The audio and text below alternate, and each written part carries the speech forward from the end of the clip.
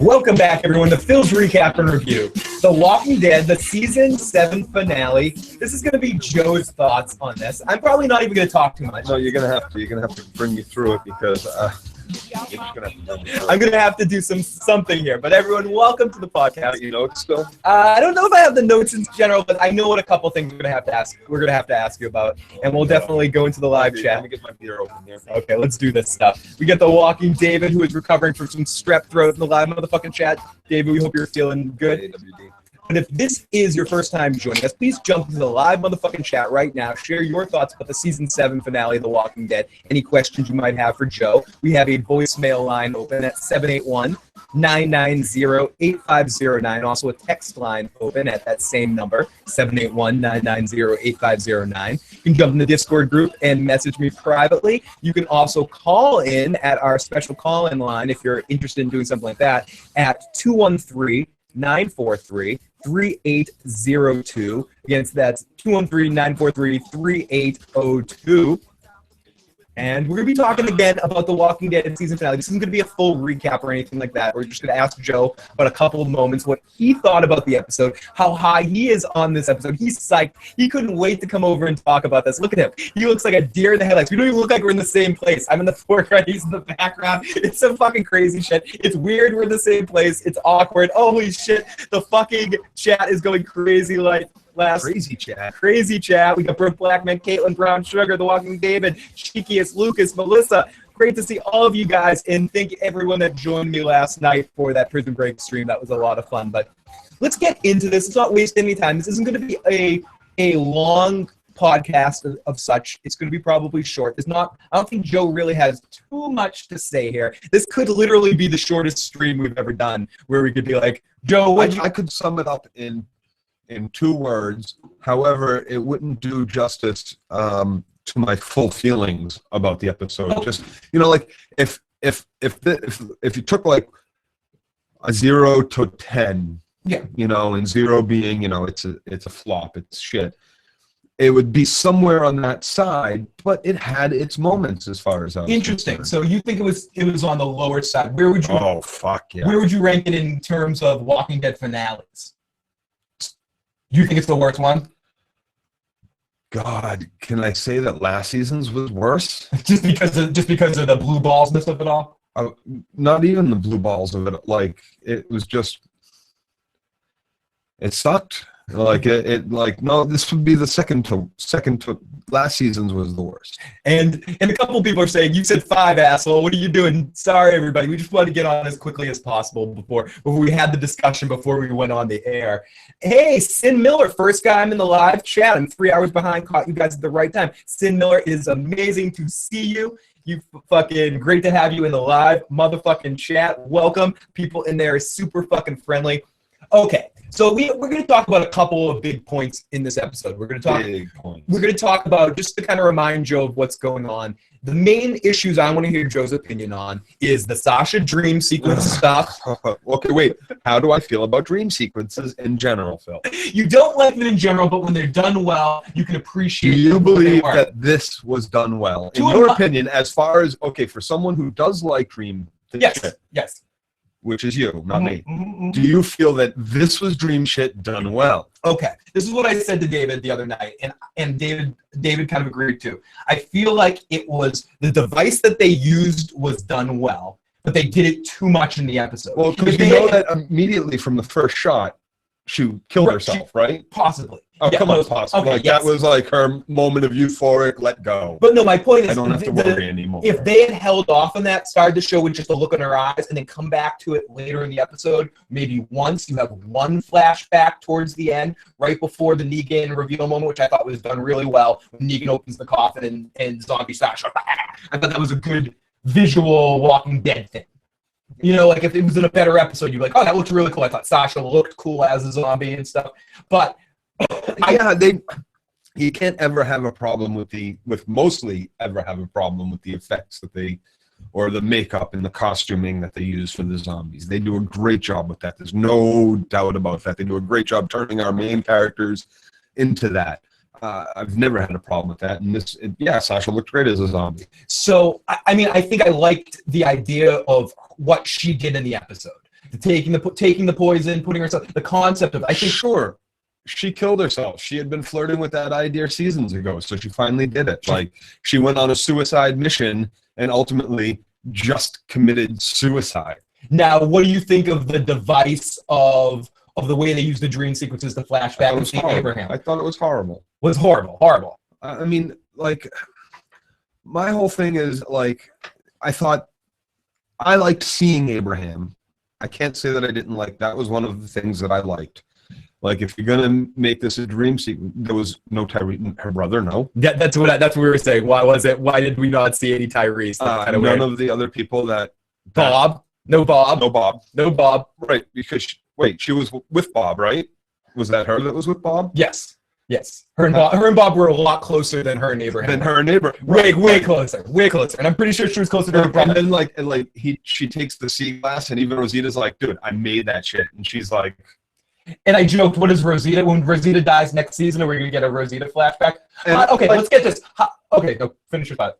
I was going to say, one thing I thought was a little weird, like, her sitting on the bench with Maggie. What the fuck was that? That was the worst part of it. No, that's what I was thinking. And Katie had said something like, no, well, here's the thing. You don't know how the death of someone is going to, or when, I guess, how you're going to react when someone dies. Fair. And how close that person was to you or what they meant to you. Really, you might not understand yourself even until they pass away. And I thought, okay, great. But then as I was thinking, it took me a day to think of this. What about... Joe does have man chops. Man chopped in a trucker stash.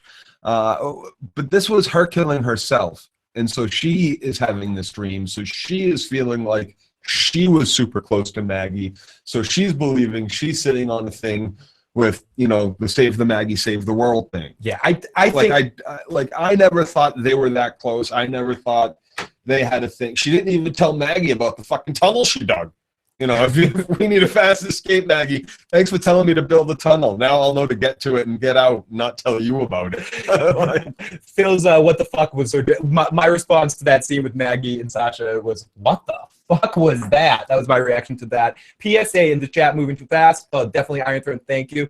Brooke Blackman says, well, who was Sasha hanging around with most in Hilltop? Maggie. No, wait, it was Gregory. And no, wait, it was the girl. What's her name? Oh, Enid. It was Enid. She almost every scene with her was, either with Enid to start, then Maggie comes in, or Maggie leaves and finishes with her and Enid. Enid was in almost all those scenes. It should have been Enid on the bench. She should have been sitting with Enid on the bench saying JSS. Or just JDS. Just die somehow. I don't know what it should have been. It just shouldn't have been dream sequency. Like, the 20 minutes that the dream sequence shit took up was crap as far as I'm concerned. I don't see why, as an audience, this was just like okay, everybody, you get to say goodbye to Sasha, a beloved character who I never saw as being beloved until maybe they got to Alexandria. And then, it kind of took a left turn, especially with the whole, only one of us gets to go on the suicide. Locking Rosita out of the gate, that whole stupidity, getting herself caught. Well, okay. Not you went on a suicide mission, but somehow you're caught and not dead. So you mentioned her. We'll go back to Sasha in the dream sequence a little bit later, but you mentioned Rosita, who this is one of my Joe issues. We get to that awesome action scene at the end of the whole episode where all the Yoda people, they start turning on the Alexandrians. And then at one point in time, Rosita gets a gunshot to the chest, right? Oh, she gets winged or... No, she got shot in the chest. Rick got shot in the side. Yeah, and she wants to bet him. And then he's running. Oh, she wants to bet him later. Remember, she was like, I bet after him. I take him to bed after you. And then Michonne get brain damage, you think, after that ass kicking? No, just a regular walk. She took a beating. That woman was strong that she was fighting with, but I don't know, the creepy smile and shit.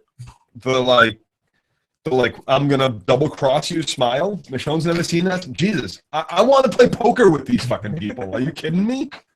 Now, you said that there were some parts of this episode that you liked. What did you like about the episode? I liked the action. Yeah, the action was fun. Like the actual gunfight, except until like there's a gunfight going on, and then all of a sudden there is no gunfight going on, and Rick and Carl are on their knees. They got captured by. Okay, Rick, like down. We can blah blah, and then so she shoots him and kicks him off the fucking thing, or I don't. Okay, I'll climb down. Then what? You're gonna climb down after me? Great. I'm gonna shoot you real fucking quick when that happens. Like, like why didn't like nothing? You're a foot away from her. She's got the gun on you, but like everybody else started shooting. You're just fucking standing there, Rick, just watching everybody. And he's standing there like this. I mentioned in the recap, he has this very awkward stance about him too. He's standing there like this. He froze. He completely fucking froze.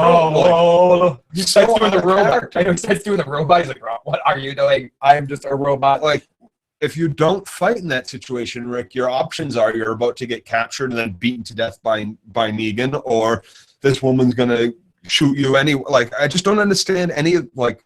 Everybody else started fighting. Everybody else had guns drawn down on them. Rick just stands there. He completely fucking freezes. Carl is the one who ultimately set the whole thing off. Carl was my favorite part. And how did he get taken?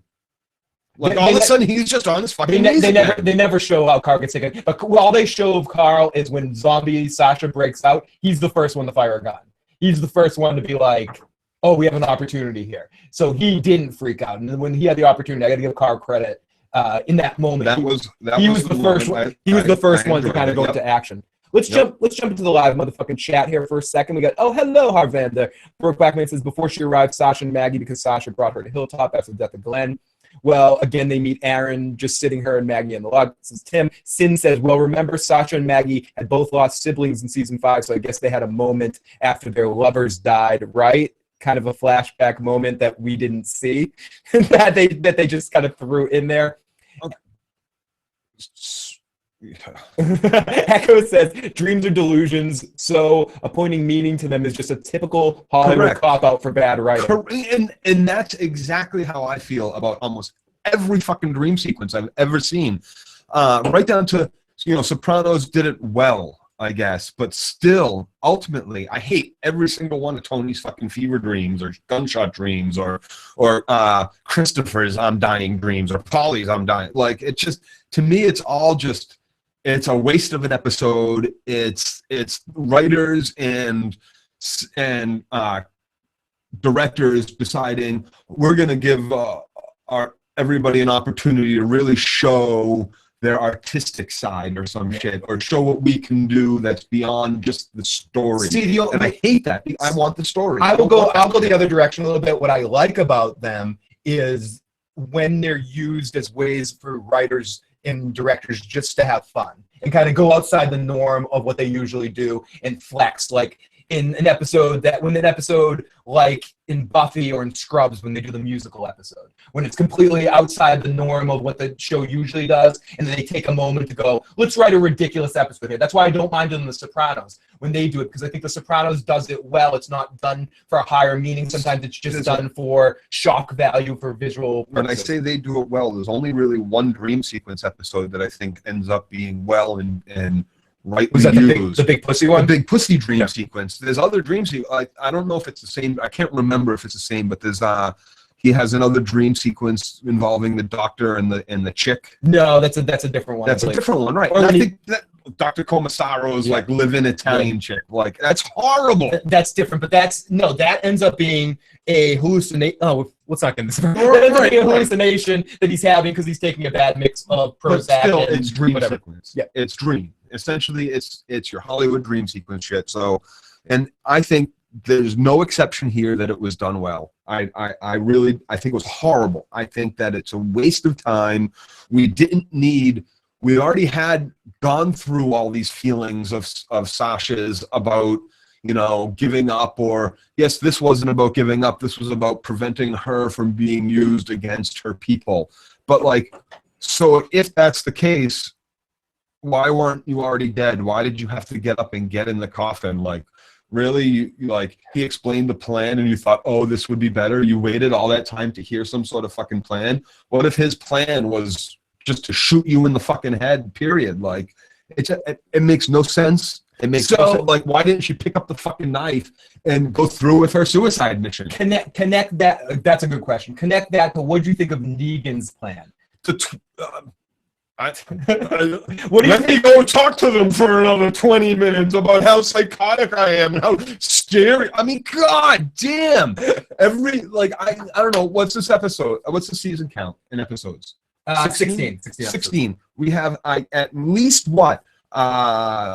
He's not in every episode, Joe. I was going to say, what, 13 episodes with 20 minutes of Negan spouting the same exact fucking bullshit. He was so interesting in it. It's literally almost 8 hours. If you watched this, and this is why the comic books go so much better. He comes off so much better in the comic books because you can read them all. If you're going to read them all at once, you can read them all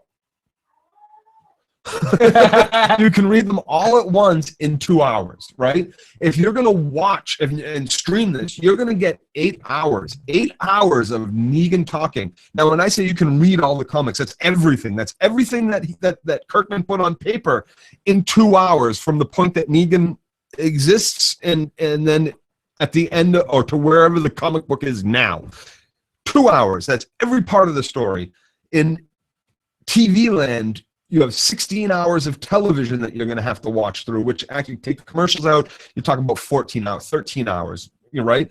And then of that 13 hours, you're going to have 7 hours of Negan talking the same diarrhea bullshit out of his mouth to 3 of the same exact fucking people. And when it's not Negan doing it, you get fucking Trevor. Or the other guy. The dude. Yeah, what do you call it? Gregory, maybe. Gregory or Dwight, maybe. Right, Gregory.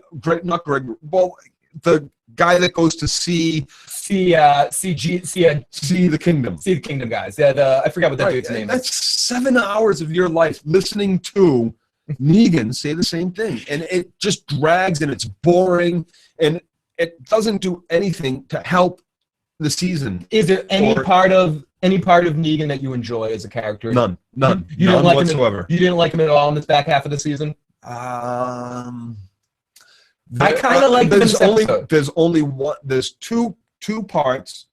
I like some of his one-liners. I will give him 2 parts. There's a fucking tiger. That was kind of funny. No, it was the tiger. Beach ball. We'll get to the tiger.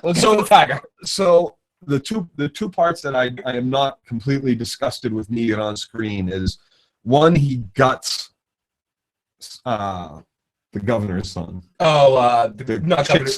son. Fucking, what was his name? Mayor's, whatever's son. Not Simon. Not Simon. You keep going. Spencer. And then the second one is he's not even on screen. We just hear him on the radio. The radio, okay. I also liked in this episode the scene where he is talking to Sasha before she goes in the coffin. Because no. Thanks for doing this. Oh, you're so. You know why though? Not because he's not monologuing. He's actually having a conversation with someone. It's the first time in the entire season we've seen him talk to somebody. And since they have been so big on what happens off camera this season, i.e. her getting captured, Rosita capturing Dwight, that kind of shit, right? Since they're so big on that, I'm going to go, and when that coffin door shuts after your moment that you're like, that was the one moment I liked, you know what happened? He shut the door and went, fucking idiot. You believe that bitch just climbed into this fucking coffin? Oh my God, I can't wait to bash that chick's fucking head in. So like, that's exactly what he said when he closed the door. He wasn't like, oh man, that chick is awesome. It's what he said to the camera. No, come on. Oh, we've got it in the live chat. Let's do it. 1, 2, 3. It is the Eye of the Tiger. Now, Joe. Everything is heating up in the battle. The battle's reaching an epic level. Negan gets Rick and Carl into their place, sitting down there on their knees, getting ready. Who knows how they got there? They magically got there. He used an invisibility cloak, Petrianus or something like that. He used a spell. He had Snape fly in there and help him. But they're down there. Else. And I want to say this. So they're all gathered around there, right? And yes, there are people standing behind him with guns. but nobody in Alexandria that is still up and running around with a gun on their own. They must have just been dead. Is shooting over there. Is trying to like. So all of the Alexandrians are dead then. No, they are in a second because of my point that I'm about to make and ask you about. So they're setting up at that point. Right there, there are some Alexandrians that are injured on the ground around Alexandria. Let's say they have a broken leg somewhere, something. And there's dead people. And there's dead people around too who are going to be turning into zombies and killing those Alexandrians. But out of nowhere, saving Rick and Carl right at the right point, even though Negan does have a moment to go through with it after the tiger jumps through. The tiger jumps out of nowhere on command. This tiger is trained to only bite people that have leather coats on. It only has a taste for leather. The tiger is trained because he has a magic Vulcan mind meld with him. Why didn't it jump on Negan? Why didn't it jump on Rick? Or Carl? It's a fucking tiger. Or any of the other good guys ever. Now, okay, in the battle. Why wasn't it eating an Alexandrian? Okay, let's take a couple points. You could shit on this later, but let's take a couple points. Let's accept that maybe Ezekiel trained them to hate the saviors. Why didn't everybody start shooting the fucking tiger? Everybody just ran. Wait. Tiger! Why kill the fucking tiger? Why wouldn't the tiger attack Maggie and crew? Because it's never met any of those people. When they all show up, when Jesus and Maggie and crew happen to just show up right on time too, wouldn't the tiger be like, oh, new people too? How did the tiger know to eat just the trash people and the saviors? It's a damn good. There's bleeding Alexandrians around, Joe. Blood is in the air. The tiger gets a taste for human blood. What's it going to do? Why does it stop like attacking everybody? It doesn't. It's still attacking people right now. You can't. The only thing that I liked watching the tiger eat somebody's face. That's a great visual to see. That was the best the tigers looked all season. Visually, the tiger looked pretty cool. Yeah, that was a great visual to see. It just shouldn't be a visual I saw in The Walking Dead. Even in the comic books, the tiger thing comes off fucking ridiculous. It comes off even more ridiculous in the show. It's the one thing I wish they had left out of the fucking show. It makes absolutely no sense. That tiger sees any child running past it in the street. And it's essentially a mouse that it's gonna go like look at the live chat. Oh my god! Even your cute little loving house cat wants to kill you. Yes, my house, you'll wake up in the middle of the night, and your house cat's like chewing on your neck. Right. You know, you're like, what the fuck's going on? That's a house cat that I feed every single day. It's absolutely fucking Chrissy ridiculous. said, "Oh, it makes sense. Of meat it eats. The tiger was trained." Yeah, Chrissy, exactly. And because the tiger knows who's good and bad, says Cinda. Right. It smells them.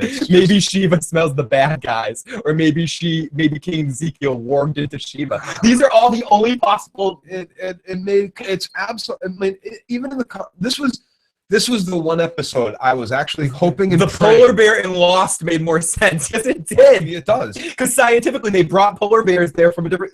There was a reason. Something crashed the polar bear on it, and it washed up on shore just like that. Because do you know what? Every time they saw a polar bear, it tried to act polar bear. It actually tried to kill them because it makes sense.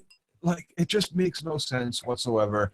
Yeah, this was the one episode. This is the one time I was actually feeling as though I wanted the show to match what the books had done, and just the little bits that they changed. I mean, it pretty much ends in a manner that the books kind of end in too, almost. It just I wish it had gone that one step, and actually took everything that was in this opening segment of our war. What do we got here? A Youngling, the oldest brewery in America. Yep. Okay. I have never had a Youngling, but sorry to interrupt your flow there, Jeff. Yeah. No. I just wish they had kept it cardinal to the books. Yeah. In this episode, I don't usually mind the changes. I don't mind the small. I do mind the small changes in Game of Thrones, but I'm over it.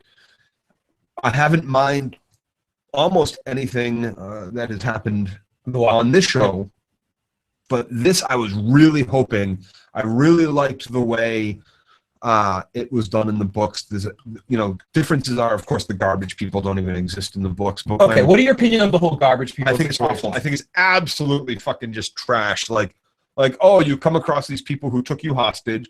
They basically extort you to go find them weapons. They don't even go with you. That's their deal. You find us weapons, give us 80% of them, basically, and then we'll fight for you after you arm us. You have absolutely no reason to trust them, and after you got your weapons, you should have fucking started war with them or some shit. Like you don't even take precautions that they're not working with you. It just seems very, very sketchy. Joe made a pun. Show matches with books. Has Joe ever seen shit like The Flash or even Game of Thrones? Oh, dude, you don't even understand how many Flash comics I have. Yeah. I'm a huge Flash. But you don't watch the show. I can't watch the show for that reason, though. Similar reason. The other part is I just can't do that. Like every week, there's a new. We got to go get this bad guy. I mean, maybe that was just all season one, but it was like time after time after time. Just. So someone says, I don't know if it's YouTube or the fucking cat. Hey, get off of there, cat. I don't know if it's something's up with the streamer YouTube, but it seems to be schizo-robotic. Oh, shit. Sorry about that. There is going to be an audio version of this podcast I'm recording, so if there's any problems with the stream, definitely check that out afterwards. Sorry about that. Let's see. Oh my God, emo trash people rolling up on those bicycles. Hey, hey, your mom. Here's the thing about the bicycles. It was the first time I thought, again, well, no, okay, so it wasn't the first time, but why haven't we seen more bicycles, more of us on bike? Like, fuel is probably the biggest resource, or I don't know how long it takes gas to break down. I've read things about this. So maybe there's enough gas in tanks and at stations and everywhere where nobody ever has to worry about gasoline again. But I would imagine that shit's rare and hard to come across 2.5, 3 years later into this frickin' apocalypse, that it makes no sense to me why we haven't seen far more bicycles, especially in this area where they've cleaned out the large part of walkers. Yes, it's not as safe as, say, a car that you're in a cage, but it's still a hell of a lot faster than walking anywhere. It's silent, so you don't have a car driving down the street so that when you are on your way back, or you've drawn all the zombies towards the road. Joe's petting a bad pussy. Honestly, we got a couple of Rick is just being stupid. Honestly, I blame Rick for being a dumbass. Right. He shouldn't have trusted these strangers. Would you? They've shown nothing. Like, not only do they show you no evidence that you can trust them, they essentially hold your people hostage while you go pay a ransom as part of a deal. Like, the deal is, we're going to hold your people ransom until you come back with guns. And if you come back with guns and you give us those guns, which we don't have now, we will fight with you. But we're going to hold your people ransom and not let them go help you find guns or make sure you don't die on the way, because if you die on the way, we're just going to kill them. Now, why would Negan set up a whole situation with these people, like more of a friendship? They went to Negan. They went to Negan after Rick came to them. But again, more stuff that happens off screen that we never saw. That we'll never see. So if you're going to give us only stuff from our character's point of view, then give us that stuff from our character's point of view. But like, Gregory isn't necessarily one of our crew, and you give us stuff from his perspective, like the conversation he has with what's his name behind the scenes with Trevor. With gas is rare. Why the hell did they drive those trash trucks? Trash trucks. That was fucking ridiculous. Spear skunked. It's a skunk. Yes. I just got it today. It's not skunk. You probably just don't like it. Exactly, Joe. Come on. The fuck? When did our group become that stupid? If they're gonna be this dumb, then I'm Team Negan. Fucking. Like, as soon as they had all the guns and they're like, okay, we're gonna let you people go, they basically should have just fucking killed the trash people. We don't do business with people who take. You're just as much a threat. You take. They keep saying it. We take what we want. We take, and then, okay, that's exactly what Negan does, and you're doing that to us. So I guess you're Negan too. Makes sense to me. Sylvia, they're not even like they're not even. None of them speak. Now, I want to extend this to you, Joe. How do you feel about at the end of the episode, with everything that you said about Negan? At the end of the episode, it's opened up and disclosed that he has, what, like 1,000 guys under him that they showed? There was at least 100 guys out in that. That was, I mean, but like 100. So they called in the reserves? Well, not the reserve, all the outposts that Dwight was going to take them to. Mm-hmm. So, is it more? Do you think that Negan? Someone suggested this in the stream before. The people at Oceanside that they say that Negan killed all their men. Do you think maybe he didn't kill their men and he just kind of kidnapped all their men, and now that they work for Negan, is that more what he does? Well, if they had stayed to fight, didn't Negan basically? What did he do with all of our men? How many people does he have to kill before everybody falls in line and does what they're told? Anyone care about Sasha? Do you really care about Sasha's death? No, it's like a year, 2 years too late. Like, as far as I'm concerned, like, she had a brief moment of actually being useful to our team again when she was going up to the tower and being like, no, somebody's got to keep watch. But that was basically like, was she going to jump eventually? Like, were we not thinking until like Abraham took interest in her? She was basically like, I might kill myself, I might not. I just lost my brother, I just lost Bob. And then like, oh, a man showed interest in me. All of a sudden I'm relevant again. And I guess I'm doing the right thing by keeping guard and saying we need to keep watch and maybe I'll train a sniper or two. And now Maggie means everything. And we got to keep Rosita on the team because she's so fucking essential. And before we kill Sasha, they got to be okay with Abraham fucking them both over or fucking... I agree with Joe. She died 2 fucking years late. How do you keep all these people fed? Many of them could lose a pound or two. Right. No. You keep them fed by not keeping a fucking tiger. I know, they're feeding the fucking tiger. Well, the tiger gets to eat human meat. And okay, so they're feeding this tiger grains and shit like that? What are they feeding? What are they feeding the tiger? Tigers eat one thing and one thing alone. Blood, meat, right? So what is Ezekiel actually feeding the tiger?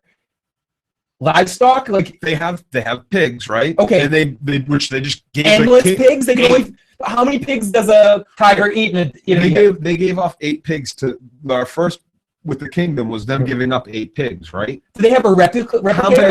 How many pigs do they have, and how often do they have to give up 8 pigs? And how many pigs does a tiger eat in a week?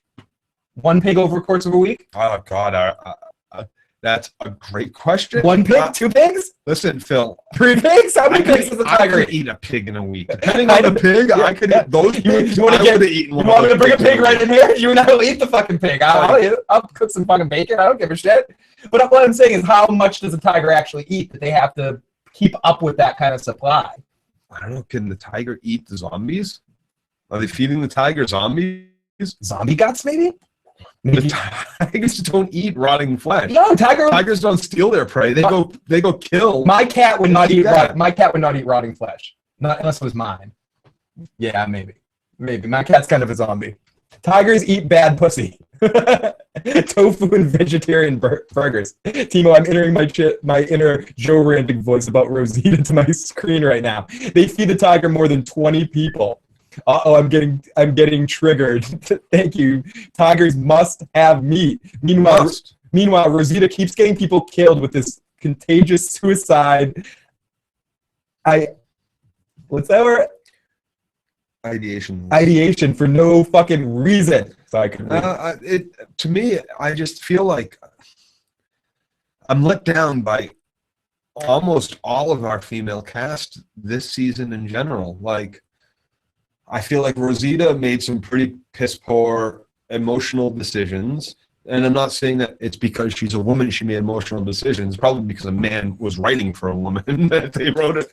And then like Carol's whole regression and then re-aggression. Just to nerf her. Literally just to nerf her. Literally just to give.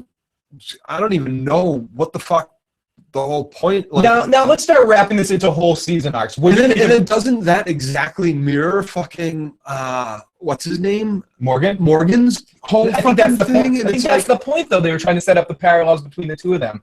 Now, what did you think of the Morgan and Carol storyline? Like I have to ask, for the whole entire season. I think they're both fucking pathetic. I think I really am just and this goes to show, like, you know, At this point, I'm really just watching The Walking Dead because I've already invested so much time in it. And I like talking about it. There's things about it I like, and I like watching it, I guess, still. Because I guess there's part of me that's a sadist, a masochist. I like maybe being frustrated at the show. So I keep watching it.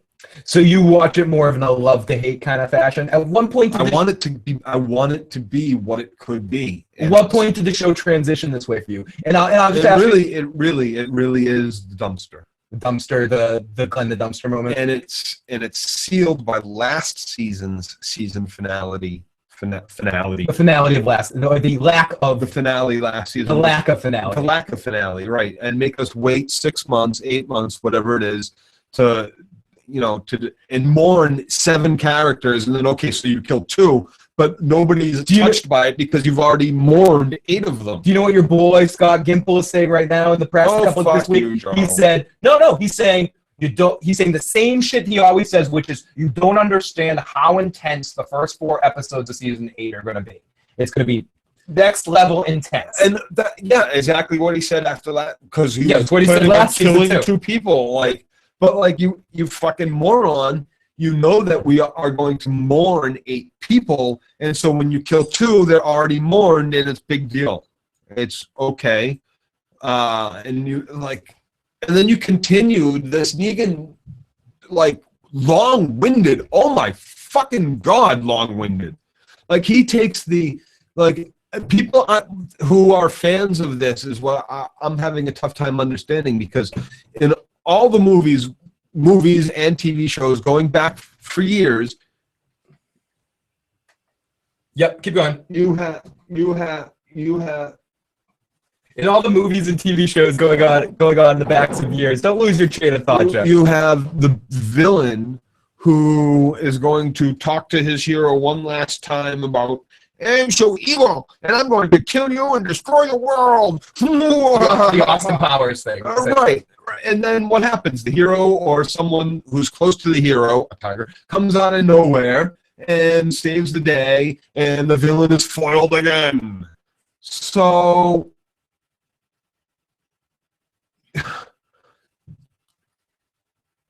this is entertaining? The ultimate movie and TV trope? This is what you make of your lethal villain, is you make him the epitome of everything that's wrong with your movie and television villain dating back 60 fucking years? I think you must pay the rent. I can't pay the rent, but you must pay the rent. You can't pay. I'll pay the rent. I think what they're trying to do. I think what they're trying to do with him is make him to the point where he is outside of the reality of it all. So he's commenting on that. He's being so stereotypical that he's not stereotypical, that he's above it all. I think that's what they're going for with him. So you give us 7. Please, anybody out there that's watching this or that will watch this or has watched this, either send this idea to someone that you know that will do it because they'll be like, this is brilliant, or someone, or maybe one of you will do it and be like, Joe, you know what, that's brilliant. Please, just put together every moment from our introduction of Negan until now, and just edit together. Please, somebody, please do this. Every Negan moment, and see how long that video is. And that's over 1 season, just 1 season. 1 season and 1 episode. 1 season and 1 episode. That's 17 episodes. It should not be more than, it's going to be, I'm almost going to guarantee you it's 7. I'm going to be conservative and help myself out here and Price is Right rules. I'm going to say it's 6 hours. 6 hours you don't want to go over? 6 hours. 6 hours at least. At minimum, 6 hours of Negan monologuing to somebody, saying the same shit over and over and over and over and over and over and over. Oh my God! Please, somebody do it. Somebody show me that I'm wrong, and it's less than 6 hours. And if it's anything more, So let's go to the live motherfucking chat while Joe is distracted over there. I think I'm at fault on why The Walking Dead sucks. The showrunners look at my reaction videos, see what I hate, and then they increase the volume. In fairness, I think they're listening to Joe's rants too about that very subject and trying to get underneath his skin. So is there any way going forward now, looking at no way, Joe, you're high. You're going to account for the 12 hours of lingering shots. See, to me, that's worse than, very, very good. For me, the worst aspect of it is the pauses that he takes in the middle of the monologues. I think for me, it's all about that he's not funny. It's all like, I think Jeffrey D. Morgan, I keep having to rationalize this because I think he's a good actor. I think Jeffrey D. Morgan is a good actor when he's playing deep, visceral kind of stuff. I think Negan needs to be as funny as a stand-up comic. And those jokes, you need to find him as funny as everyone naturally finds Abraham.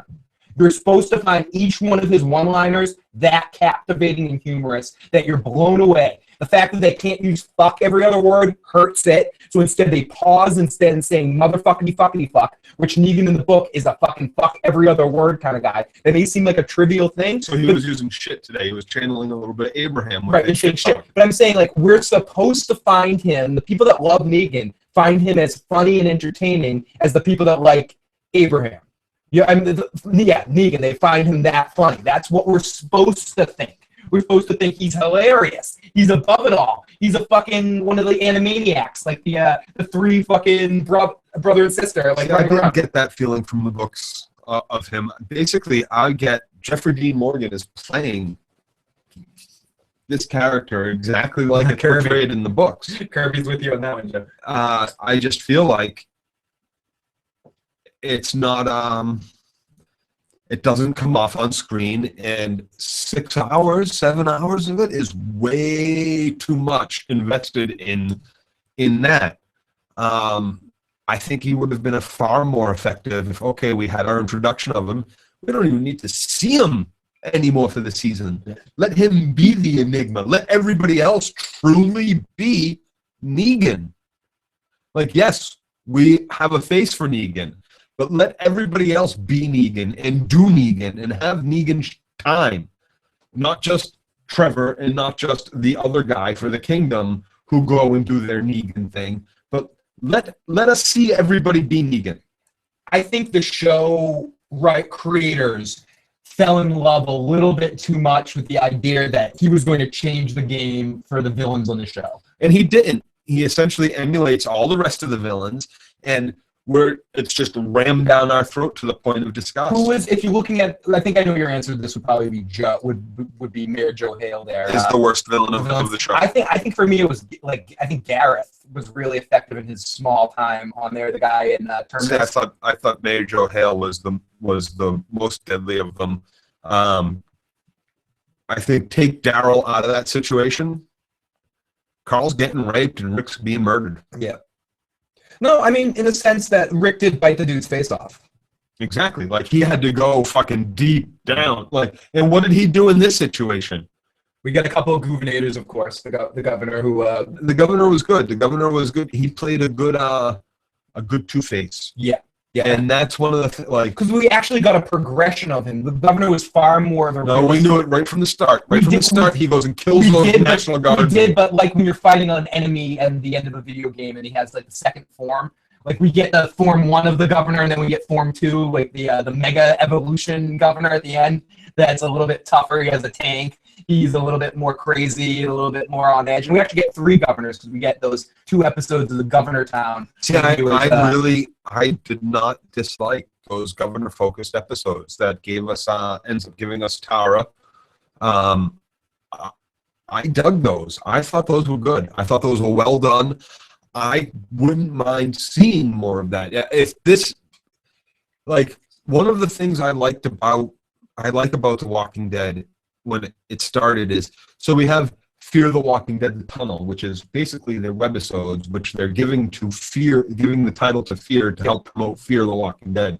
But if they had kept that as webisode shit, or been playing these webisodes in between all along, and then introduce us to these characters on our main show later, Like, there's a great storage facility webisode. I don't know if you watched it yet. It's got the guy that played Jay Leno. In the Night Shift movie. Yes, and he plays a sick fuck. Yeah. And it's got there was a Courtney Cox series out a while ago where about an actor. There was an actor involved. This guy's in it too. Yeah. I can't remember what else he's been in, but he was really good in it, and it was a really good. And if they had introduced that character at some point, I thought that would have been amazing. Mm-hmm. That's a great thing. Like, and they have these great ideas, and it's so innovative. Instead, they're trying to come up with the next cosplay costume. They're trying to come up with the next big character, the next governor, the next thing, the next whatever. And with Negan, it comes off in the show as a little wanting, I think, where it's supposed to. Very. Cold Storage was great, Joe. But thank you, Cold Storage. Yeah. Okay, so now looking at things from a whole. That was at the beginning. So what I'm saying is we have Cold Storage, right? And they're trying to do this with the Fear of the Walking Dead in the tunnel, right? And I think they're probably going to introduce this shit into the main story, just like in the first season, that plane shit. Yeah, the plane character, yeah. Had to do with, we kind of had something to do with this. But I would love to see them add this character from Cold Storage. He was in Rick's storage locker in Georgia. Yeah. Like, if he fucking showed up, we know that he survived all this time. Right. That was at the beginning. And that would be fucking brilliant. And that's a way to make this a bigger and better show, is to do shit like that. I mean, I just don't understand this revisiting the same villain portrayed slightly different. Edward, great to see you. Sylvia says the thing of the governor is he thinks he's a hero that saved people in this town. Correct. Sin says the look on Rick's face when Jada said, I lay with him after, he looked terrified and cursed at the same time. Caban, Edward, great to fucking see you. So now, Joe, looking at it more of a whole look back on season 7. Anything else you want to say about the finale that you didn't get a chance to talk about specifically? Yeah. So or anyone in the live chat, feel free to ask us some questions. I've been down on Kingdom Speak, and I've been down on Trash Heap Speak. Yep. The whole season. I'll have to say this: the moment when Ezekiel shows up and he's like, and he's talking to Morgan. Yep. Oh, the beginning, the very beginning. And he's talking to Morgan, and Morgan's wearing Ben's fucking armor. Cease this insanity if you wish to survive. Just the way. This was the only time this season where I was not completely disgusted by the way this guy talks. Because it seemed real. He seemed emotionally coming from a very positive place. You can see why people, what you say, why do people love Negan? Why do people believe in Negan when he speaks and stuff? You could see for a second why people believe in Ezekiel. Only in this one personal moment. But you could think every other time it comes off. You didn't think when he was even when he was talking to Carol? Every time he's talked to Carol. Which is why he drops it for Carol. Like, if he talked like that to me, are you kidding me? I'd be in Carol's saying, are you kidding me, dude? Are you really talking to me like that? You're walking around with a fucking tiger? How many children has this tiger eaten already? You haven't eaten this tiger? Are you kidding me? You're feeding this tiger instead of feeding your fucking people? Because, it's a tiger. Are you, at that point, really? No. Okay, so what? You left me in this house? Carol wanted to leave. But she takes them up on the offer and stays. So Morgan was going to drop off fruit, and you came out to talk to him. Why weren't you already gone again at this point? Why did you stay? But you like that scene with that was one of the. That was the only time that the speak I wasn't turned off by the speak. Would I have rather just talk to him like a regular person? Yes. To go off Timo's point, who bothers you? Which speak bothers you more? Trash speak. Me too. 1,000%. 1,000% the trash people. You can almost get off on the joy, like Ezekiel cuts it out at certain times. When he's talking to Carol, he drops and he goes, "Yeah, I created this because people need a match." He only did it once though. When he cut it out. Yeah, he's got to stay in character, or his commitment to his character. Someone said in the chat, Ezekiel's commitment to his character is amazing. Ezekiel feeds the tiger the pigs that were fed on zombie diet. Ugh, gross. Tiger meat is stringy. Have we talked about the tiger? We talked a lot about the tiger, but anyone in the live motherfucking chat is we're going to transition to talk about some season-wide arcs and anything that might make us feel a little bit better in season 8. If you have any specific questions about this episode that you guys have in the live chat for Joe, definitely ask away and do it at Joe so we can point it up, see it in our eyes, see it with our eyes. See, here's another thing, They act so surprised about the bombs not going off, and yeah, okay. Why? Oh, we saw Aaron for 1 second. Can they continue to underuse Aaron? He helps Rosita set up the bomb. That's the big moment for Aaron in the episode. Yep. No, there's another moment. He comes walking out behind. We see Aaron and his boyfriend. Adam is still alive. They make it through it. Yep. So everybody who thought Eric. Is Eric or Adam? No, I think you're right. I think it's Eric. I think you might be right. That the boyfriend was going to die, or that Aaron was going to die. We know that they didn't. Specifically, that those two are still alive. They're being saved for next season. We know. So just ultimately, Joe, out of 10 buttholes, side buttholes, where do you rank this episode? I said about a 7 for the season, and this is for the season. This is a bigger question. For the whole season, I think this is one of the better episodes. No, it's not. It's not. It's made worse by the fact that it's an hour and a half with 20 What do you minutes. think of Eugene? We haven't Listen, we've had so much Negan monologuing that you gave us another 20 minutes of it in the finale because we hadn't had enough of it, because you have to have your villain complete the villain trope before he gets foiled by a fucking tiger who knows which group of people to attack. One thing we forgot to ask about, I want to ask you about too, to include into the speech. What are your opinions on Eugene, and how is he not dead yet? No, Eugene not being dead makes perfect sense. Mm-hmm. He plays a perfect game. These people are apparently fucking idiots if they're following him, so it makes perfect sense that they would believe his. I mean that no one shot him from our side. That someone didn't take a pot shot at him. Exactly, because anybody who believed how awful are you people? You're trying to kill him. Are you kidding me? He just said, I'm Negan. Yeah. Bam. But exactly. In fairness, Rick was going to blow him up there, but I think after the fact, right after the bomb didn't blow up, Rosita should have shot him or something like that. Here's the thing. This is the difference. In the book, this moment is defined as the attack is not going to happen yet. And Negan meets them in the road right outside the gate, surprise. And there's an exchange between them. This is a little fuzzy because I read it really quick and I was a little distracted at the time. And Rick ends up shooting at the motherfucker, right? Just like Rosita did a while ago, and it doesn't work. And like shit goes down and the tiger comes out of nowhere and that stuff all happens. I wanted to see Rick start this off. So right away when he gives Rosita the nod, I'm like, okay, at least he says go for it. And Rosita blows them all up, or blows a bunch of them up. Maybe Negan doesn't quite die there. That's fine with me, whatever. Mm-hmm. But they didn't make that happen. Once that failed to happen, I wanted it to be Rick. Yeah. I wanted it to be Rick. Rick has made the decision, we're going to war. We're doing this. We're going to organize and do this. This is the moment it all came down to. This was Rick's moment to shoot at Negan, or to shoot somebody.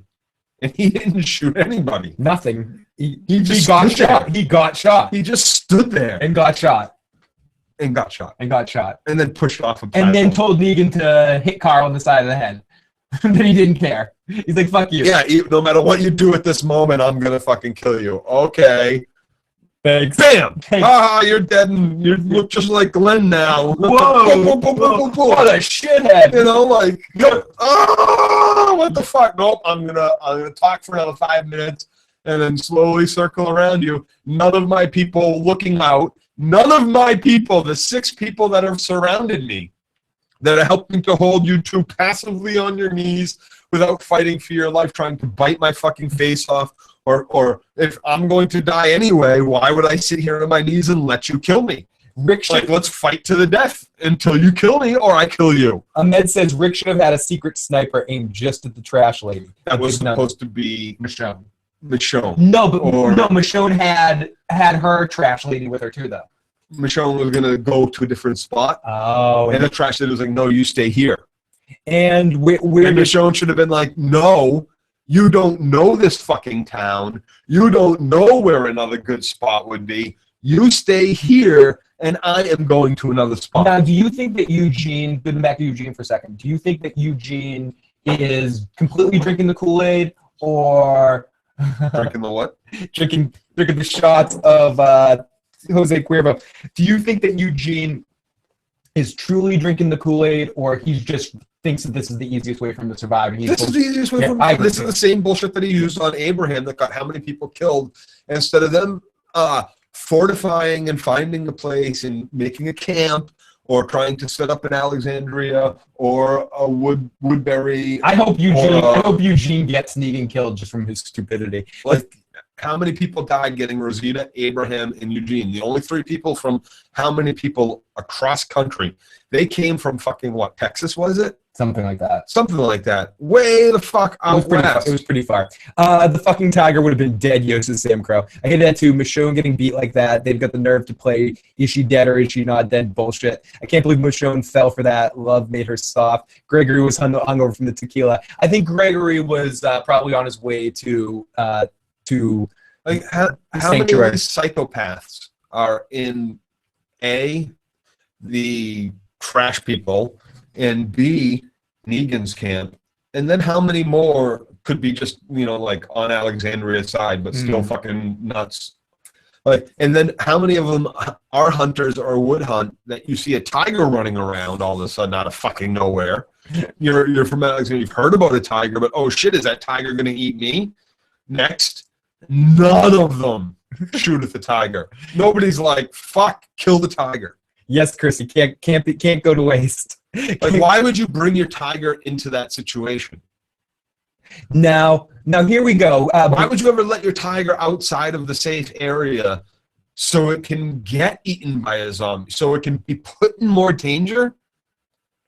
Like, this is your precious fucking tiger. Like, fair, Joe, but I'm not necessarily worried about the tiger being in danger. I'm worried about the tiger causing other people danger. Oh, don't worry, Phil. It's on a train. It's trained. It's trained and on a chain. Yeah, because walking a cat on a leash works really fucking well, Joe. And a 600-pound cat does what it wants when it wants. Like, it decides to sit down. Do you leave it, or do you? Okay, I guess we're taking a. Cats sleep 20 hours a day. You're going to take it for a walk. How far are you going to get before it's like, I'm not moving. I'm not moving anymore. No, he's warged it, Vulcan mind. Oh my God, they walked it all the way to fucking Alexandria. They walked it all the way. At tiger stroll pace. And someone else was walking it at times too, because when we see Ezekiel talk to Morgan, like that tiger's just hanging out in the back, eating some cornflakes and shit, hanging out with Tony the Tiger. What the fuck? Okay, Blue 3 says, this season it gets a 5 at best from me. What are you in 5? Oh, where the fuck is a 7 and a 5 coming from? What the fuck? Hey, Dirty Issues. Good to see you. Like, so here's the thing. Joe, I don't know. Okay, week after week, let me hear from all the people who, week after week, I hear, Joe, you're so right in your rant. And I also hear, week after week, Joe, you're a fucking idiot. Watch something you like. Stop shitting on my favorite show. Stop shitting on the show. Okay, but here's the thing. Okay, so you don't like me shitting on it, but the thing is I don't hear you're full of shit, Joe. Your points you make are invalid, and here's why. I make points of why this show is shit, and then I say why those points are valid. So, and then there's people who are constantly are like, Joe, you're so right. You're so correct.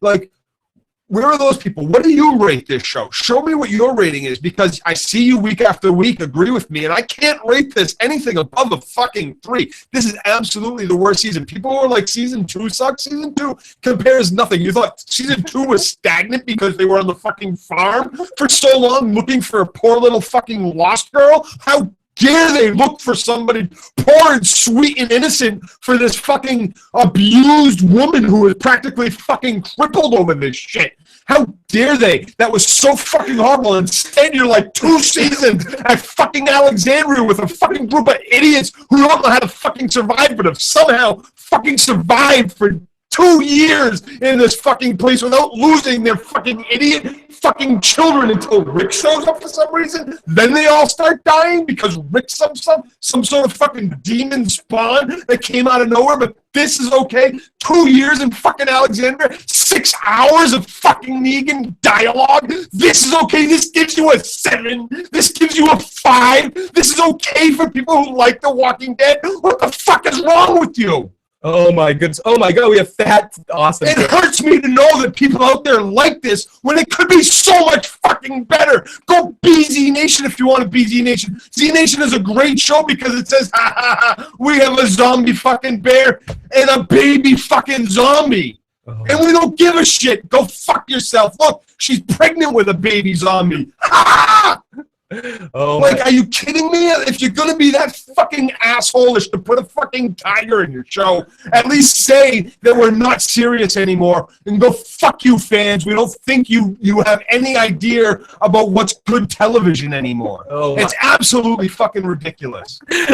And yes, I'm going to keep watching it. Sorry. And I'm going to keep watching it. I like it. I like the show. Joe likes the show. Fat Tyson Apostle is in there after winning the $1 million. He's letting himself go after winning the $1 million on Fans versus fucking Blood versus Water. Fucking God. Pussy ass idiots. Rant on Joe. Joe, this is going in the Joe rant. Be honest. Be fucking honest with yourself. Did you really? You walked away from every show this season going, that was a 7 or above. That was a 7 or above. Oh, wait. This one was bad, but that one was a 9. There was no 9s in the season. There was no 7s. There was nothing there was moments of a couple episodes here and there which were like, that was a nice moment. But like, no, this season was a fucking failure right from the beginning. They didn't kill anybody off on the fucking finale last season. It opened with a slow fucking bullshit, and you had 6 hours of bullshit streaming out of one man's fucking mouth. It's disgusting. So this was clear. This was easily your least favorite. This was the least favorite. This is your least favorite. This was my least favorite season. This was my least favorite. Are you? Oh, Jesus Christ! Are you a fucking? What is Kirkman? Fire those fuckers! Rip up your fucking contract and get your property back because they're ruining your shit. Now, do you think it can get better? I know you put the tiger in it too, but hey, we'll forgive you at least one. You know how to skip. You didn't put the dumpster in it. Are you hoping for better in season 8? What can they do to improve? What are some things can you list out that they could do to improve going into season 8 for you? Honestly, I want to say fire Gimple. Is he the one that did this season? It was basically his season. Yeah, that's not how he's already doing season 8. Like he's the worst thing that fucking happened to the show. He was still around in season 1 and 2, wasn't he? No, season 1 was Frank Darabont. Okay, was he season 2? I think he still worked on part of season 2. I think Gimple took over forthright, completely in season 3. I could be wrong. People in the live chat correct me. Darabont might have only been for the first season, but they kind of kept his regime around for a while. I think Gimple didn't officially take over till maybe season 4, season 3. No, they need to get rid of him. There's one of the woman show writer. Season 1 and 2 and season 1 and Terminus were. A lot of this season were the worst. Save the worst for last. Oh, we got a message. We'll play for Taka and stuff. But going forward, the woman showrunner, she's been responsible for some really great episodes, or at least I think she is. I can't understand any of the decisions. Oh, thank you, Sin Miller. It's almost as if any of the main writers, they're overturned by the producers, or they're too afraid to stand up and say. So what do you think it is? When it really comes down to it, do you think? I personally think it's more the show direction and the way the episodes are edited together than the writing. It's not the acting. It's not the acting. The acting's great, right? The acting's great. It's not the cinematography. That's getting better and better every year. It's not the audio. Of the music, the soundtrack. It's okay, but it's fine. The special effects in general are fine. So, I don't even think it's the writing. I don't think the writing's not the dialogue. I think the way the seasons are. Exception of idiots. But it's always been kind of like that. But I think the biggest problem it has is the way it is edited together and the way it's all sort of. It's in the seasons plotted out. It's the main arc of the story. That's why I said the season. Yeah, the season arc. It's the main run, not the dialogue. That's show running. And that's what has been. There's a lot of minor problems in the way things like the street sign thing, or this or that. But that's always been The Walking Dead. And that's forgiving fun stuff to shit on if the overall arc is alright. Right. In this overall arc, is horrible. Dog shit. And then you Dog continually write in, we haven't had a Negan monologue yet. And like, did you forget the last 5 hours of it? And also, I don't want to go down this road too much, but people say we shit on the show. This is recent. We're not shitting on this show because we like shitting on it. We always gave it a little bit of crap, but up until middle of last season, we were saying nothing but great things. This single season of The Walking Dead, season 7, was below par. It was the worst. I agree. It's the worst season of The Walking Dead. When Ben, what's his name from Gotham? Ben McKenzie. What was he from? Ryan Atwood. He was originally on OC. OC. Did you hear me shit on the OC? Ever? Yeah. Really? Not really. No. Why? You never really watched it. Because you don't really like those kind of shows. You don't like drama kind of right. teenage drama if shows. I don't like something, I'm not going to shit on it because I'm not even going to watch it to shit on it. Right. So if you hear me, I'm screaming right now. Like I realize I come off like a fucking.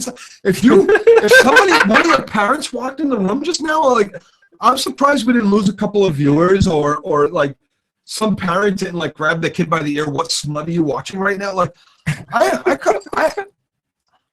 love the show. That's why it infuriates me when they make this awful out of it.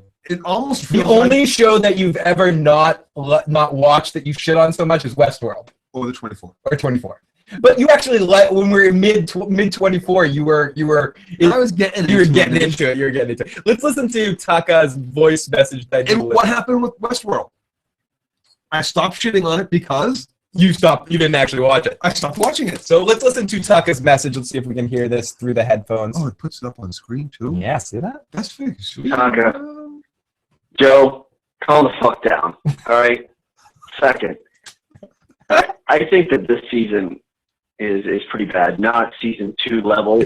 Wow. But the fact that... Okay, do you want to answer Tucker at that point? We'll play the rest of his message. Okay, yeah, hold on. I don't understand how it... Like I said, it's not season 2 level bad. Season 2 stalled there for 1 season. This is basically 2 seasons stalled in the same place. And even though we didn't know the Saviors were our enemy, they were still our enemy when they first got to Alexandria, right? Like they were still doing, like there was still... Joe, they said they're doing 20 seasons of The Walking Dead, by the way. 20 seasons. Well, good. Yeah. I'm fine with... I love the... Hey, that's 20 seasons of a podcast, Joe, that we're going to do. I can't get mad at something I don't love. I can't get this level of angry. Joe, that's like a lot more... It's not as bad as season 2. It's a lot more podcasts. You got to remember something. Season 1 was only 6 episodes long. Season 1 was 6 episodes long. So essentially saying season 2 was bad, it's kind of like, that's still pretty much season 1. They just made you wait a year for the rest of the fucking episode. So let's continue and talk his message here. And all he did was bash 2 brains in, scald the guy's face, and throw a guy in a furnace. And they're so edgelord on this season that they're trying to beat Game of Thrones, but they can't even touch Ramsay Bolton because Ramsay, he may talk, he may sound creepy, but the guy they can't cut a penis results. The guy makes it happen. All right, crucifixions, cutting off people's dicks, torturing, manipulation, rape, all these other crazy things, and you got just Negan going, wow, look at the balls on you. Man, I'm turned on. Even if you had a dick, I would still be turned on. Exactly my point, Taka. Like, that's my point. That's my point. Like, think about what had to be done in our own history to get people to fall in line. This is basically like, okay, yeah, they have guns, but this is still kind of like we've been put back into medieval times in a large respect, right? So much so that they're kind of trying to draw that equation with the kingdom in the way that this fucking idiot talks to everybody. Like they're fucking 2-year-olds and he's putting on a performance like, oh, because he talks like this, I'm going to forget that a fucking zombie ate my child last week. Oh, great, I'm glad I'm safe now with this moron who's my king. Okay, but so... I forget what Taka said. That's okay. It's okay. You responded to it. It's just blew their load on season 1. I think they're coasting it. Timo says, I I don't know. I feel personally offended after this season. Didn't feel like that in season 2. I got to agree with Joe on this one.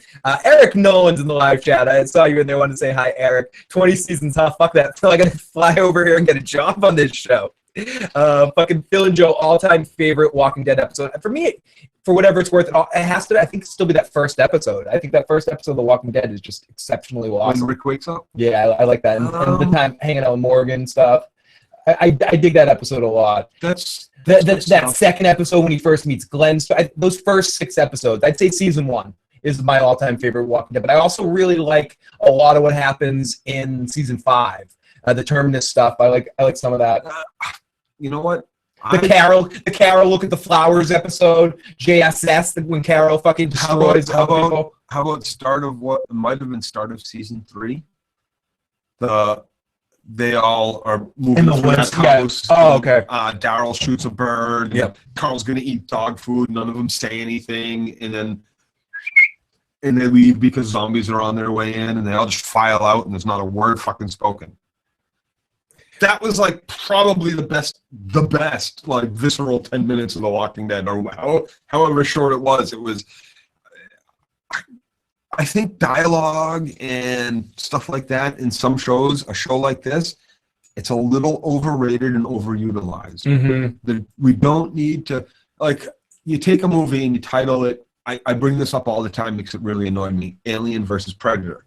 And then you throw humans in and make it a 2-hour-long movie-ish or an hour-and-a-half-long movie where it's an hour of people talking to people and then 30 minutes of everybody fighting everybody, but you call it Alien versus Predator. I go to that movie, I want to see no dialogue. I don't want to see a fucking human face. I want to see predators hunting down fucking aliens and aliens attaching to the faces of predators. Now, people have said, a couple of people said this, I've heard this before, and someone, I think 1998, said it in the chat right now. Was it 1998?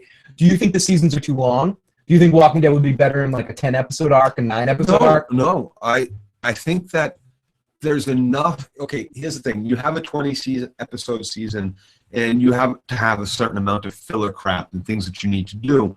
And there's plenty to fucking do. Yeah. There's plenty of planning. There's plenty of survival shit that people want to see. They don't want to just see that they've survived. I want to know how they've survived. I want to, like, yeah, we see a blacksmith there, or we see, like, show us them building stuff. Show us them planning. Show us them making a fucking fire escape. Like, there's so much that can be done, that can be seen, that is interesting, that can make a show so much more than it is, so much more than what these people are fucking set on ramming down our throats. Like, they have a formula that worked once 30 years ago, so they're like, we need to emulate that formula in every show that's been put on television. Yeah. And it kind of shows with the villain here, Negan, and the whole trope they used this episode. Like, it's belittling, and whoever said that they felt, insulted by this season, you should absolutely. They did nothing but treat you like an adolescent fucking kindergarten. You might as well have been watching G.I. Joe episodes where bullets don't actually hit people anymore. Whereas they don't in this. Whereas, as we've been talking a lot about Frank Darabont, season 1 has this classic because it's the dude that did the Shawshank Redemption. Exactly. Thank you. Scott Gimple is the wrong showrunner, says Chance. Do you guys think that Scott Gimple is the wrong showrunner? I personally do. Whether he was right at a point in time, I think a show like The Walking Dead, if they really want to go for the 20 episodes, 20 seasons, they need to bring in fresh blood every few seasons to just kind of reinvigorate the excitement in the writer's room, so to speak, or in the creation room. And I think Gimple is just a little too comfortable. This show started real. Yeah, and raw, realish. As realish as how you and I, oh my God, there's a zombie outside. How are you and me going to get out of this house? Right, and that's kind of where it's lacking in its yeah, okay, it's zombies. How real can you be? That argument. Okay, we're suspending some belief in some reality and shit to begin with. But when you start making it like I have to do it constantly, I can't do it. I cannot. I mean, I guess I will do it. But like it makes it tougher. It really does. There's no need for it. So I don't. Back to that other question. No, the seasons can be long. They just need to do them right. They need to have season arcs, story arcs. It makes sense. You could have given us that introduction to Negan and then taken him away for the entire season, not given us almost any other made those people want more of that villain, and we don't even need to see him because they are all fucking Negan. They kind of did that in the back half. Ruined it. They kind of did it in the back half, but not enough. They did it with like 4 scenes. 2 with the Kingdom and 2 with the I just mean they kept him out of the episodes, but then they finally brought him in. They didn't do it enough. Like they didn't, because no, they only skipped like an episode here, maybe 2 episodes there, and then just went right back to, oh, in case you forgot, he likes to talk a lot and he likes to swear and he's creepy, but he's not, and it makes no sense why nobody's killed him the way he is. Show was about surviving. Now it's just predictable wars with different bad guys that they come across. Correct. There's nothing like there's no need to survive against the zombies. We know how to take care of them. Mm-hmm. The zombies are nothing. The zombies are irrelevant at this point, unless they sneak through leafy woods. And now, do you think that ultimately there's no way do you think next season's going to be better or worse? Jesus. I don't want to imagine a worse. So I can't. It's hard too. It really is. So are you in a good position right now to like The Walking Dead again? Because you're going to be surprised if it's good? No, because here's the thing. I know kind of where it's going to go. Where it goes. And I didn't like where it went in the book. Right. To a point. I haven't read past... yeah, don't get into too many book spoilers. Past the end of the 3rd compendium. Right. So, but where the 3rd compendium ends, half of what is there, I'm like, oh. So you're in for... Are you serious, Kirkman? Like, you can't be serious. Can we just get one episode with Ronda Rousey as the villain just to get it out of the way quickly? As in, all that noise and not one zombie shows up. Oh, my shakes my fucking head at that shit. So, everybody, I think... And not one of the dead people in town got up, except... Oh, wait, no, you had your one zombie, you had Sasha, and I guess it was kind of okay. We get to see Jesus go tackle her down and hold down the zombie while, Joan saunters over. It was Maggie, but yeah, Maggie saunters over and kills the Sasha.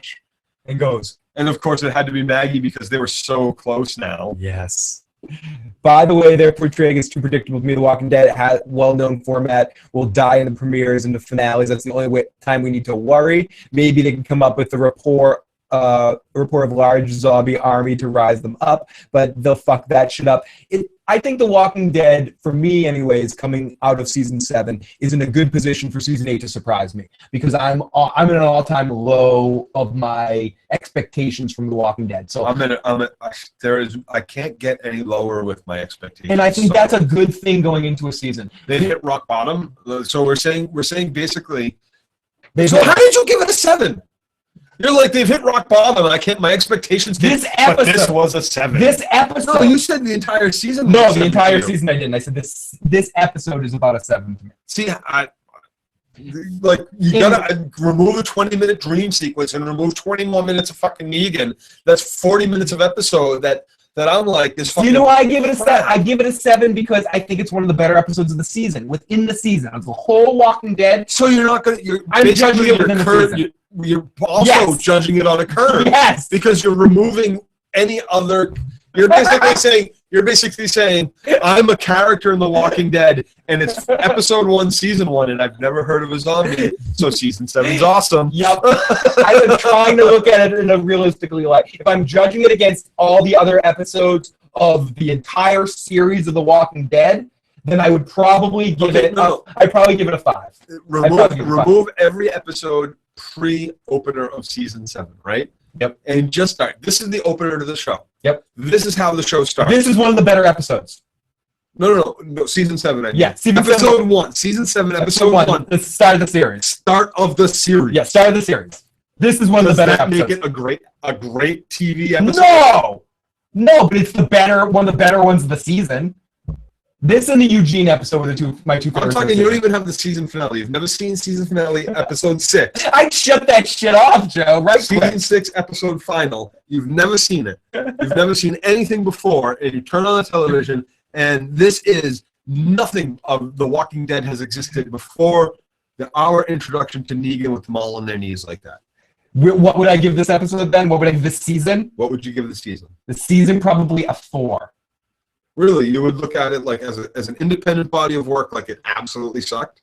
I wouldn't have been entertained by it because I would have not cared about anything that was going on. You would think Negan was the star of the show. You would think that Rick, you just wouldn't understand. He'd start off, you'd be like, what the fuck is wrong with this guy? Fucking Carol, you would be, why is she bitching all the time? It's stupid. Why did people not want her to leave? Yeah, I like the tiger, I think, more. Because I'd be like, oh, this is the magical world of Narnia. Right. The speak of people wouldn't. That's just how people talk. Right. You wouldn't know that it was like 2014. Yeah. You'd be like, oh, what year is it?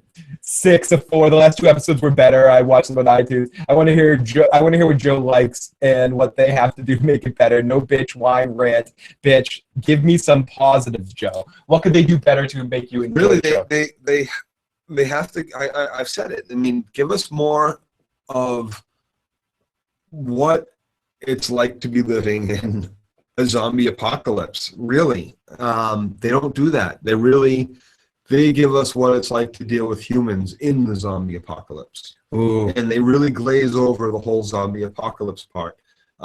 We've learned so much about how to deal with zombies, but we never, ever, ever take advantage of these things and act like it's some big surprise. Like, if you have to leave town, it's dangerous to walk out there.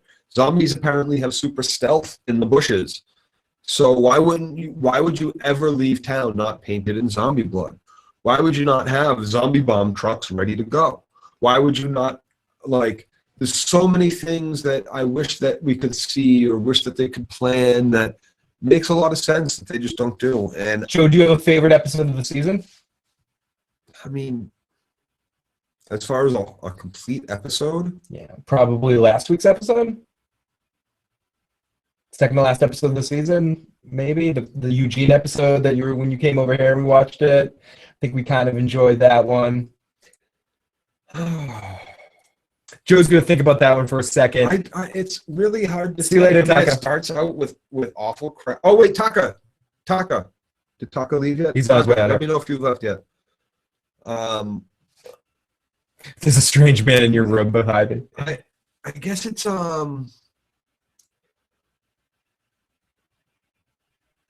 I can't. It might be the Tara standalone. Yeah, the Oceanside episode. Jeffrey D. Morgan can work as Negan, but is written horribly, says Chance. I want to see walkers dressed in furry suits with balloons attached to them. Cutest walk ever. Perfectly said. What did Martina say? There we go. It's definitely the Tara standalone, or the maybe the one where they swim out to the boat. Or rowboat out to the boat. I want Joe to direct. No time wasted sitting on benches 7 times. Yeah. Some explanations. At least we'll know we'll have silencers and silver. Here's the thing. You want to hear me not bitch and rant and yell and scream about it, but honestly, there's so much that I would have changed about what I've seen.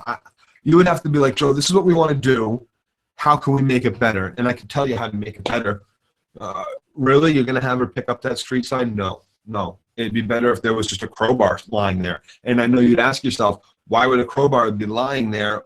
That seems like a great weapon. Someone should pick that up. But it's better than her picking up a fucking street sign, lugging it up a tree she's climbing. I don't know how the fuck she climbed that tree, holding on to this street sign and pole. It just, there's so many things, little things, over and over and over again. 6 hours of Negan. I wouldn't give you 6 hours of Negan. I just said, how many times today have I said, what would I do to make the show better? One thing is I would have had that introduction episode with Negan, had him kill 2 people, and I probably wouldn't have given you another fucking scene with Negan until today. You would have had to deal with every other motherfucker who says, I am Negan. You wouldn't see him. He would be that myth again in the background that none of our other characters who weren't on their knees. And maybe that would explain why, Simon or whatever his name was. The other dude. The idiot gets his belly cut open. Spencer is so keen on getting rid of Nick because who the fuck is this Negan? All I see are these other people all the time. Like, Joe, you need to go in the talking dead and give him a piece of your mind, convince him that you're the lead singer of Korn. So, Joe, do you have any final thoughts on The Walking Dead Season 7? Yeah, if those runners, if they are watching, they're not. if any of their friends or friends of friends are, they should hire me to come. I will stop them from making idiots of themselves and treating us like we're all fucking kindergarten. I believe that you people out there who don't like me yelling at it, I believe that it's because you love the show and you want to see it be good. And they also don't want to see you have a heart attack, I think. You could feel like it's better. And I'm not going to have a No, he's not going to have I'm in great shape for being in such bad shape. Trust me. That they should bring me down and pay me a little salary. I'll come down there and I will help you make your show better. I will stop you. I won't be afraid to tell the Gimples. Call in the wolf, guys. Call in the wolf. I won't be afraid to tell anybody that they're both. I'll call you on your bullshit. I'm not going to blow smoke up their asses to keep my job. It's not like it's a job that I have now.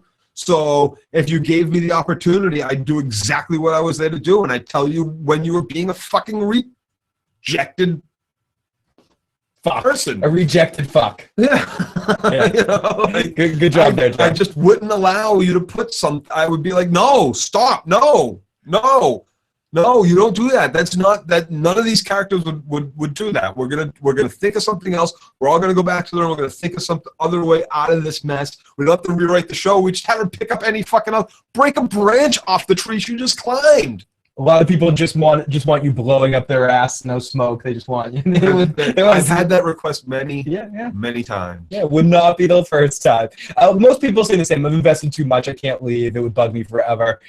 Can't quit the show either. I just need to know how it ends. Honestly, the reason why I'm still watching. Oh, thank you for this after show. Otherwise, I would binge it. Apparently, they're designing it that way now too. They're designing all shows for that now too. I loved season 1 of Lost, but when I watched season 2, episode 1, I was out and I quit and I was done and I didn't give a shit. Heroes, season 1, I loved it. Season 2, episode 1, it sucked and I was out and I quit and I never. This gave me season after season after season of things that I was enjoying. This is a dud. This season's a dud. The end of last season was a dud. This is a dud. That doesn't mean the shows can never get back to form. Westworld. I watched the first episode. I watched the first episode. I watched the first episode. And I watched the second episode. Done. Like I had watched the first one 3 times and the second one once. I couldn't. I even think I even watched episode 3, but I got saved to my bookmarks. I'll eventually get back to it before season 2 starts. Which you guys are all disappointed because it's going to be delayed. Yeah, by like 6 months to a year. They keep pushing it off. They might not end up making it. No, that's what they said. That's what they said about season 1 too. And season 1 got delayed a whole year, and then finally come out. No, and this is where I don't want to get into the whole Westworld thing. There's a writer's strike. Jonathan Nolan doesn't want to put it out if he thinks it's shit. So he'll wait forever. He'll wait 3 years to put that shit out till he wants to put it out. And he's got his brother's big and famous, and he's done a lot of good movies. So he's earned the fact. And HBO, look what they do with Curb Your Enthusiasm. Larry could literally quit for 10 years and come back and do a season. Like, here's the thing. I love talking shit. I love talking compliment. I love criticizing, whether it's good or bad or constructive or not. It's fun. Yeah. I won't say it. No, this is a good time for both Phil and I. Yeah. And if they made me sign a contract that I couldn't talk shit and I could make the show come down and do that, I would, because I would feel like I was making it better. I would feel like I was helping to make something better. And that's what Joe's trying to do here, folks. And that's why I wanted to make sure we did this podcast to give Joe his time to share his thoughts of season 7. We have to thank everyone for joining us today. You guys in the live motherfucking chat have been amazing today. E. Martinez, this season's It's not rewatchable, E. It really isn't. It's not. I agree. It's not one of the seasons. It's one of those ones that I'll skip. When I do eventually do a rewatch of The Walking Dead, I'll skip around. It's the season 5 of Game of Thrones of The Walking Dead. There was only one episode. Actually, no, it was the Swim Out to the Boat episode. I rewatched that one. Remember, I told you I wanted to see the boots again. I rewatched that episode. I'd rather watch the bad pussy line on a loop than all of season 7 of The Walking Dead. I'd rather watch just all the Dorne scenes. I'd rather sit in fucking Dwight's room with him and listen to that. Well, Easy Street. Sit in Dwight's room, lock and listen to Easy Street for fucking 2 weeks, then watch this season again. Seriously, give me the Sand Snakes doing Greek tragedy monologues. Give me the Sand Snakes. Yeah, give us all of the Sand Snakes. Deliver them to that door. For having to have watched this season, you owe me sand snakes. Dorn wins. Exactly. Dorn wins. So on that note, everyone, thank you so much for joining us this season of The Walking Dead. We will be back. If you haven't already and you enjoyed this, please hit the like button. Please hit the subscribe button. If you're listening to the audio podcast, please subscribe to the main feed so you can get all of the Fill the Issues Guide podcasts, or subscribe to the Walking Dead feed for all of our Walking Dead stuff when the season comes back. We'll also be doing a lot of Game of Thrones coverage. Better Call Saul starts on Monday. A couple of other shows we'll be talking about, bringing back a weekly roundup of sorts at some point as well. So we talk about some brand new shows. We're going to keep Sunday nights going as much as we can. But the next stream that we'll be doing will be this Saturday night, a couple nights from now. Joe and I, probably around 7 o'clock? 7 o'clock? Yeah. 7 o'clock, around 7 o'clock, 7:30, we will be doing a live watch in the other room of Spaceballs. Joe and I, maybe we'll have some other guests, but definitely Joe and I. And yeah, it'll be fun. That's a request by Heath Hinton. I'm really excited. I haven't seen Spaceballs in a long time. Me either. So yes, we literally, in order to find a copy of it on DVD, we had to comb the desert. We had to comb the desert. We were out there, and then we got the Spaceballs DVD, so now we can see what happened. Yes, at the end. Yeah, we were watching, but then we also found the Fill the Issues Guy DVD, and we saw how this podcast ended before it ended, so we knew the exact right time to do it. So everybody, I'd like to thank you so much for joining us today, and if you have any questions, please email me at IGotIssuesMan@gmail.com. Any requests, insults, whatever. You can follow me on Twitter at IGotIssuesMan. Follow Joe at Dirtylockz. Please subscribe to Dirty Issues Gaming to see Joe and I do some gaming videos, and also see Taka having some fun and running rampant on that motherfucker. And everybody, you guys in the live motherfucking chat, Al, Red Sox fan, for jumping on in. Gonna say huge thanks to a Mad Al, Red Sox fan. Analysis, Av, Brooke Blackman, Chance, Sin, for her first time here in the live chat, Sin, E. Martinez, Edward, E. Girl, Gone, Iron Throne, Sylvia, Timo, Ren, your mom, all the other people that joined us today. Huge fucking group in the live chat on a just what is this, a Wednesday afternoon. So it's really awesome to have you guys. Things like this make me want to stream more and more. You guys are amazing. Have a good night. Peace. We will talk to you guys soon. Love you too, Walking David. Feel better, my friend. And it's time for me too. It's time for Joe too. Shut the fuck up, Joe. Shut the fuck up, Joe.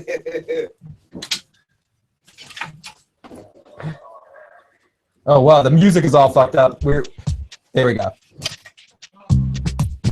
Here we go. Let that motherfucker out. And now's the music. Bye, everybody.